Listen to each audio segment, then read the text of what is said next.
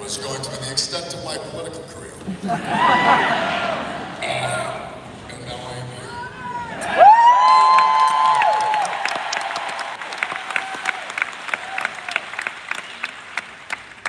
And now I find myself on a stage for an American hero, a man who has spent his life fighting for the dignity of others.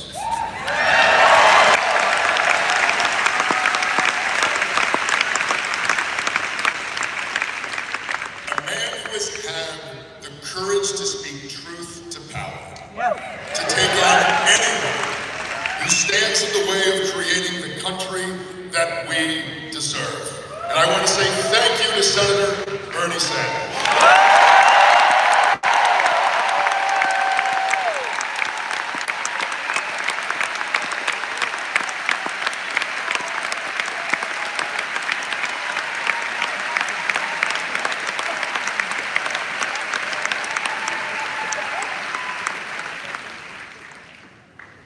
So I grew up here in Maine, and piecing it together has always been a part of life.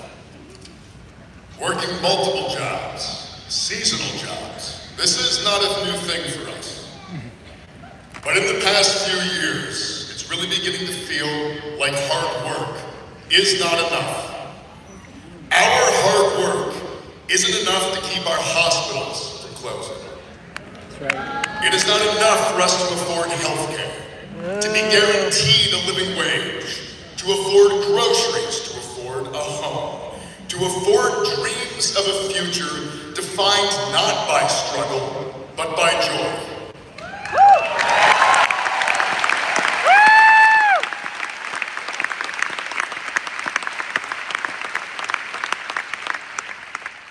People my age and younger are being driven out of this state by an affordability crisis.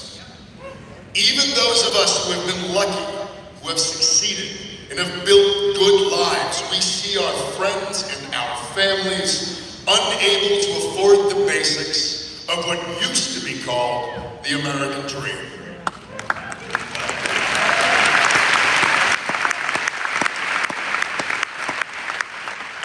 My wife Amy and I are trying to start a family, and coming face to face with the brutal economic realities of parenting today.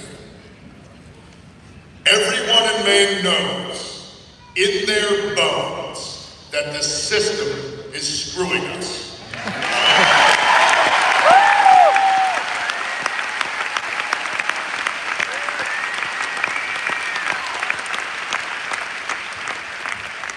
And we know it because we can see it. We watch from the sidelines of struggle as incomprehensible amounts of wealth and power are consolidated by very few. We are all looking at that and we all wonder, why cannot we all share in that success?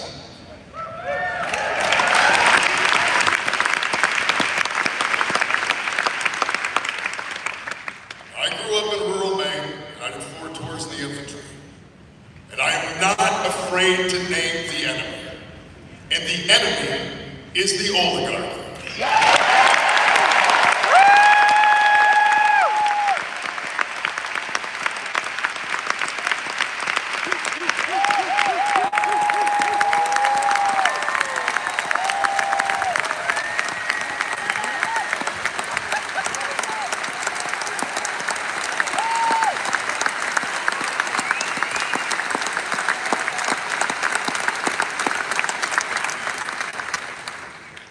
That answers the next part of the speech. But I was going to ask you if you knew what that meant.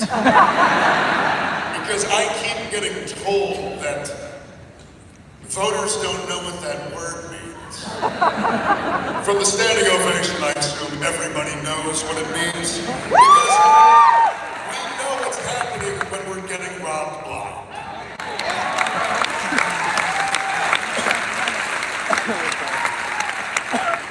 But let's be clear, we do not live in a system that is broken.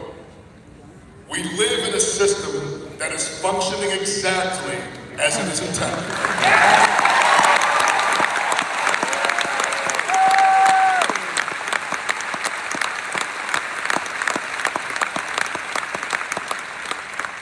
We live in a system that has been built by the political class to enrich and support billionaires on the backs of working people.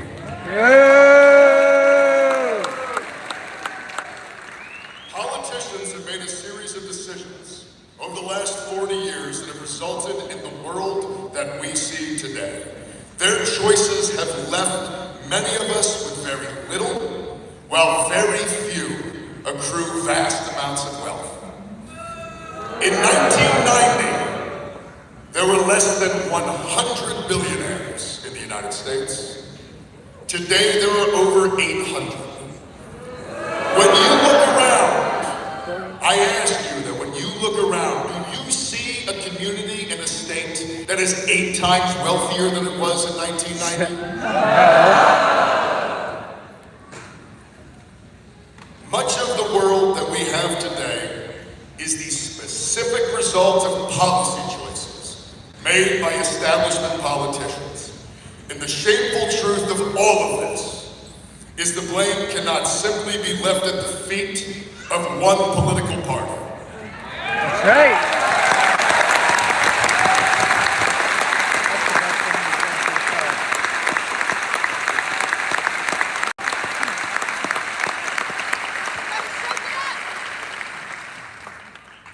We have 2 parties that want the votes of working people, but neither has done anything lately to earn it.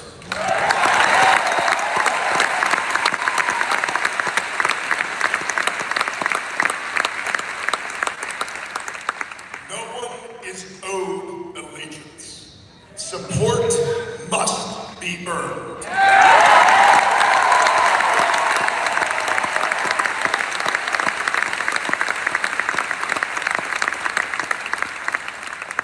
That will never happen as long as Democrats are part of the same corporate apparatus that the Republicans are. That's right.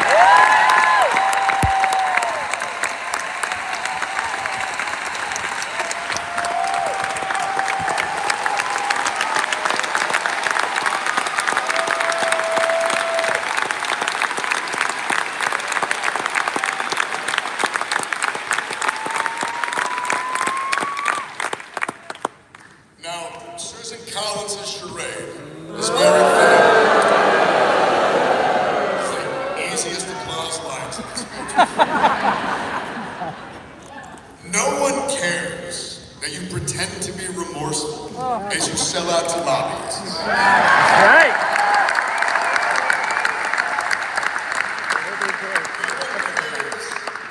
While you sell out to corporations, and no one cares while you sell out to a president, who are all engineering the greatest redistribution of wealth from the working class to the ruling class in American history.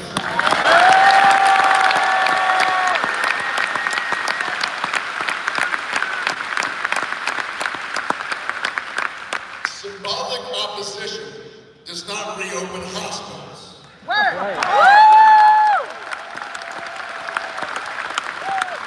Weak condemnations do not bring back Roe v. Wade.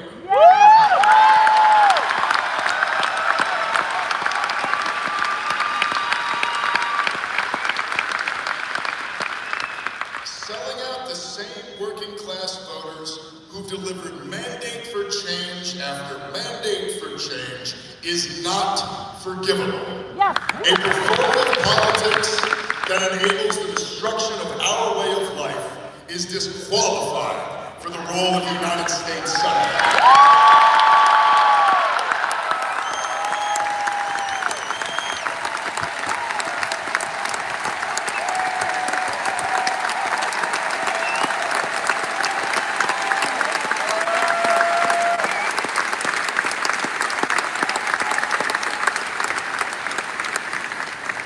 Maine deserves better than Susan Collins. And Maine deserves an alternative who is not at risk of being mistaken as being beholden to the same status quo that she is.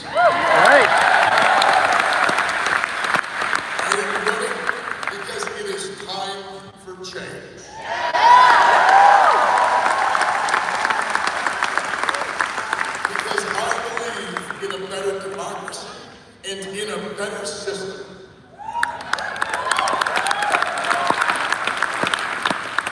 And I believe that a politics that is willing to sell anyone out is a politics that will eventually sell everyone out.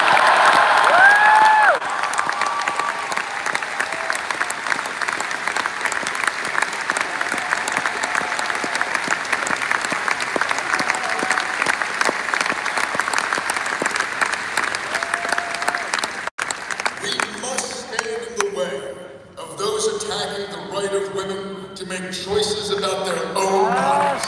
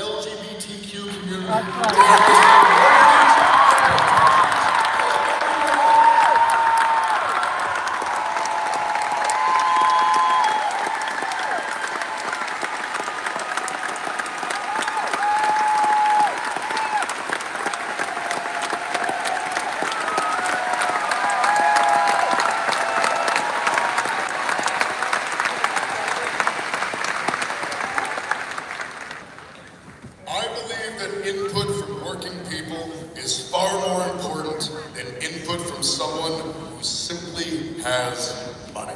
I believe that we should not be settling for crumbs while billionaires eat the cookie we made. I don't think that a CEO should have more of a voice than a union, and I don't think that private equity deserves more time with a senator than someone who works 2 jobs to get by. Fucking right.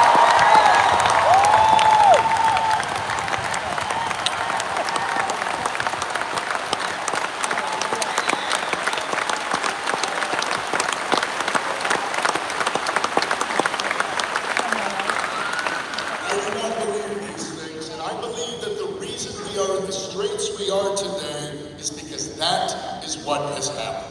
But it has happened because we let it. And the world that we live in today is not how it has to be. We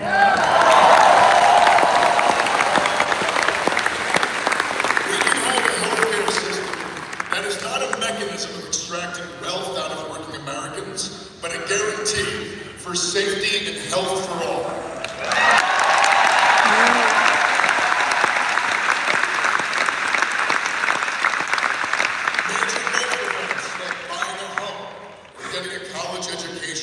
Can be points of joy and pride, and not relegation to a lifetime of debt.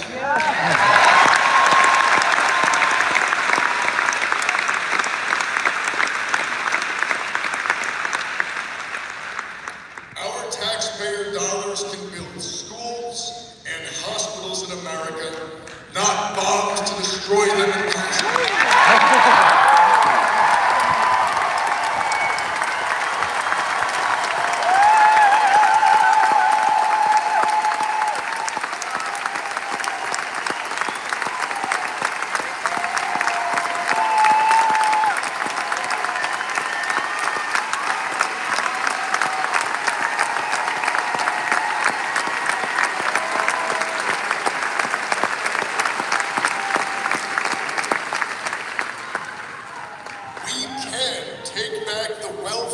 That belongs to us, that has been stolen by corrupt politicians and the corporations that bought them. We can use government to usher in a golden age for unions and workers, not double down on big broken union busting for the benefit of Wall Street and CEOs. And we can have an economy and a government that works for the 99% and not just for the 1%.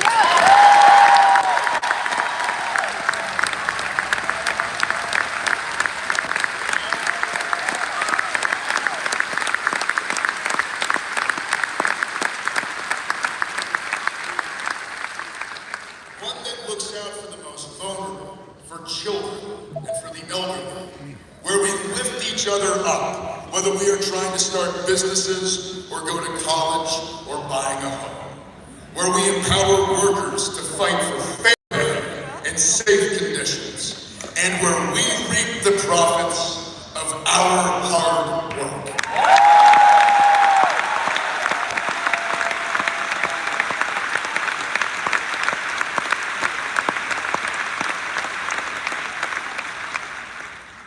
To find that path forward, we need only look down on the shoulders of the giants we stand on, the legacy of the labor movement.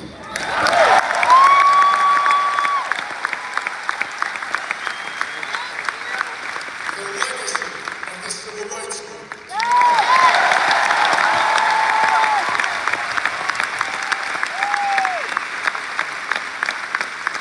And these are legacies of not asking permission and hoping those in power are going to give you what you need.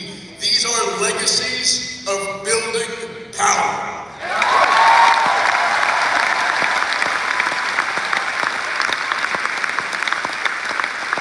We don't have a five-day work week because we asked politely for it. That's right.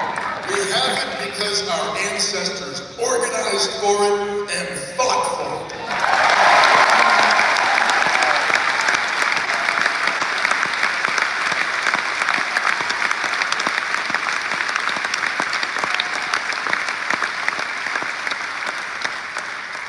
Regardless of what some might want you to believe, power exists for those who are willing to organize and to take it. And power for the people.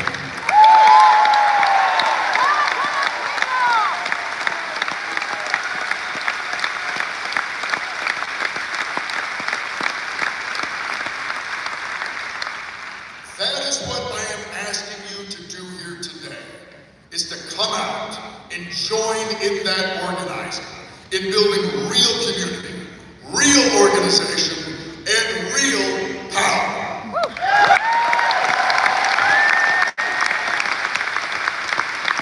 I am not just asking you to vote for me. I am not just asking you to donate money to me. I am asking you to show up, to come out. Go events, knock doors, do the hard work, do what is uncomfortable, and that is to connect with your neighbors and help us get a new story that leads us from this moment to our history.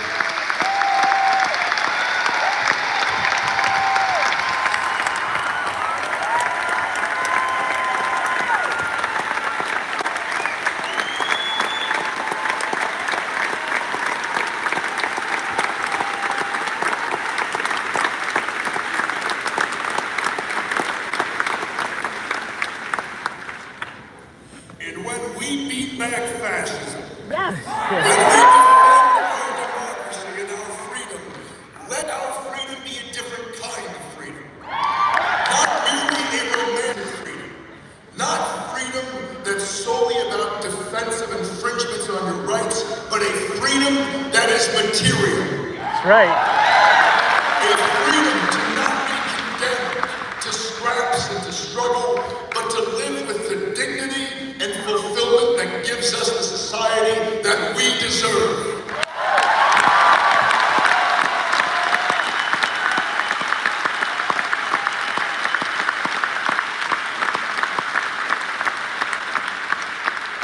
Where instead of dreaming of a life where we can get by, we can afford a life that allows us to dream. That is the vision. This is the opportunity before us. We will win the primary. Yeah, we are.